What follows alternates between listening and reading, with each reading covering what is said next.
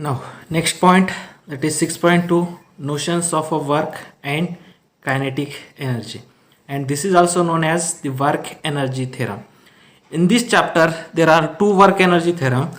Now, today what we have to discuss, that is a work energy theorem for a constant force. Please understand, for a constant force, the work energy theorem for a constant force. If in that exam, in your examination, if they can ask, write down about the or derive the work energy theorem for constant acceleration or for constant force, then and then only we have to write down it. For variable force, other work energy theorem we have to discuss later. In next some points, that theorem we will be studying. Now today we have discussed about the notions of a work, means what is meant by work, means what is the notation of work, and what is the notation, means how we can define a kinetic energy and how we can define the work we have to see, and what is meant by work energy theorem we have to discuss. Now today we have discussed the work energy theorem for a constant force. Now see here, for a rectilinear motion, what is meant by rectilinear motion? Rectilinear motion means motions in one dimensions, or motions of a particles, or particles travel or object traveled in one dimension, or object traveled in a straight line, that is known as a rectilinear motion. For a rectilinear motion,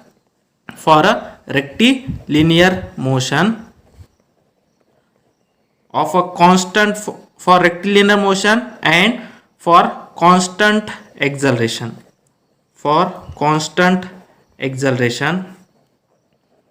means the motion in a one dimension and the acceleration of the particle is constant. For a constant acceleration, the kinematic equation, or the third kinematic equation is, what is the third kinematic equation? That is a v square is equal to v naught square plus 2as or 2ax, whatever it may be. V square is equal to v naught square plus 2as. Now this is the equation number 1. What for a rectilinear motion means motion along a one direction, motion along a straight path, or motion of a particle in a one dimension, or motion of a particle in a straight line. For that purpose, for a constant acceleration, the third kinematic equation is v square is equal to v naught square plus 2as. Okay, sometimes here in place of v naught someone can write u also. U means initial velocity, where what is the v naught? V naught is the initial velocity and v is the final velocity, where v naught and v are the initial and final velocities, of the particle, final velocities. And s is the distance traveled, by the object. S is the distance traveled. Okay, then equation 1 become, now in that equation, what is the v? V is the final velocity, v naught is the initial velocity, a is the acceleration, s is the distance traveled. This v naught from right hand side you have to take from right to left, then it is become v square minus v naught square is equal to 2as. Multiply this equation, multiply on both sides by half m, multiply on both sides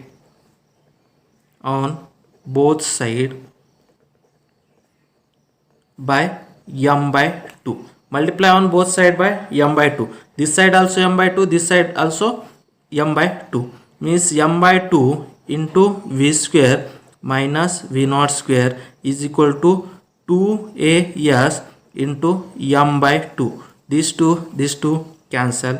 Then see here, this is a m by 2 into v square minus m by 2 into v naught square, m by 2 into v square minus m by 2 into v naught square. This is equal to, this 2 cancel, therefore m into a into s means m a s.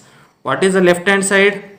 That is half mv square minus half mv square, means this is equal, also written as half mv square minus half m v naught square is equal to m a s. Now this is the equation 2. Then from Newton's second law, what is the Newton's second law? F is equal to ma. From using a Newton's second law, F is equal to ma. Therefore in equation 2, in place of ma I can write F. Then equation 2 become, in place of ma I can write F. Therefore this is equal to half m v square minus half m v naught square is equal to F into s. This is a equation 3. Now this is a equation 3, half m v square minus half m v naught square is equal to F into s. This is a for rectilinear motion. Rectilinear motion means one dimensional motion. In one dimension, this is the equation for one dimension. In three dimension I can write, in place of F into s I can write F dot d. Okay, this is the equation 3 is in one dimension. Therefore equation 3 in 3 dimension becomes, okay, equation 3 in 3 dimension become, okay, equation 3 in 3 dimension. Okay, this force and displacement in one dimension, you have to convert this force and displacement in 3 dimension as F dot d. Therefore this is equal to half m v square minus half m v naught square is equal to F dot d. This is the equation 4. Now where d is the distance, F is the force, this F dot d, here this is a F into s. This is in one dimension. When you have to take in 3 dimension, you have to take a dot product between a F dot d, where d is the same, that is whatever s is the distance, therefore d is also distance, where d is the distance traveled, by the particle. Okay, therefore the equation 4 become half m v square minus half m v naught square is equal to F dot d. This is the equation 4. Now in equation 4,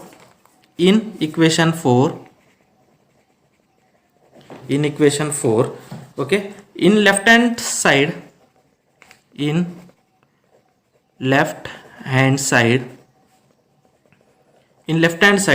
okay, whatever that is the product of half m v square and minus half m v square, in left hand side the product of half m v square, this quantity is called as a kinetic energy. In left hand side the quantity, half m v square, is called as a kinetic energy. The quantity, the half, in left hand side the quantity, the product of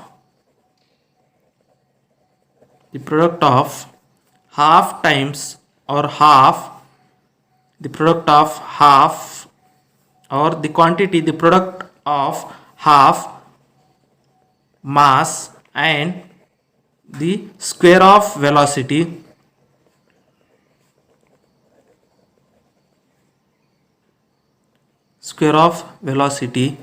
is called kinetic energy,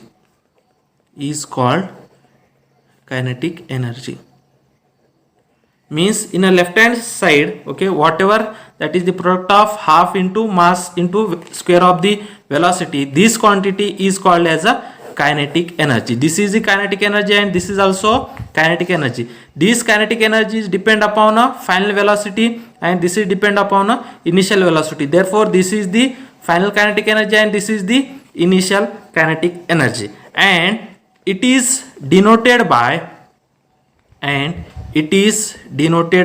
K. Okay, means this is a kinetic energy, therefore it is also written as a K, but this is the final kinetic energy and this is the initial kinetic energy, and it is denoted by K. And in right hand side whatever that is F dot D, this is nothing but a work done.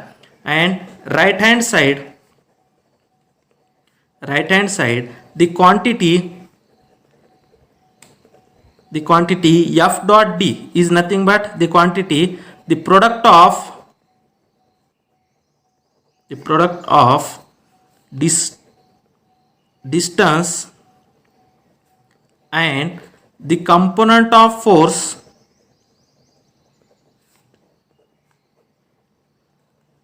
along a distance.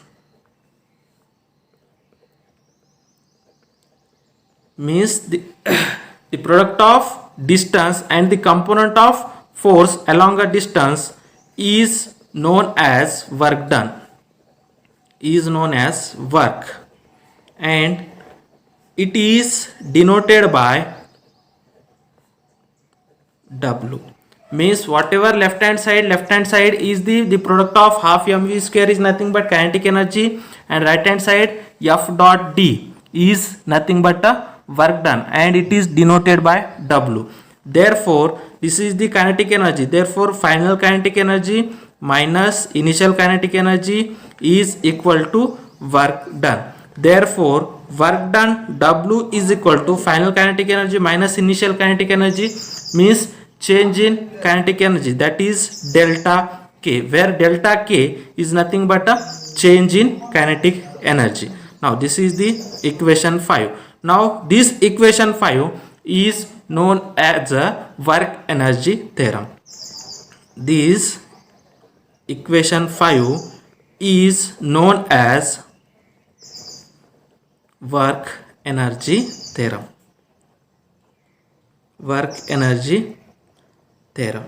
And it is defined as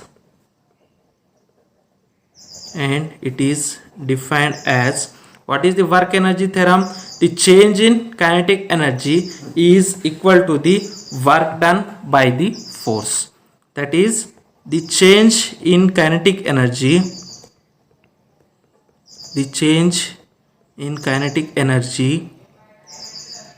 is equal to the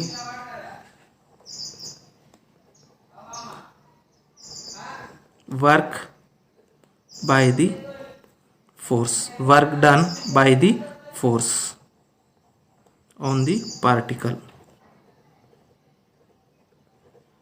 Okay, means change in kinetic energy is equal to work done by the force. This is about the work energy theorem for a constant force. Okay, when the force is constant, this is the work energy theorem. The work energy theorem is change in kinetic energy is equal to the total work done.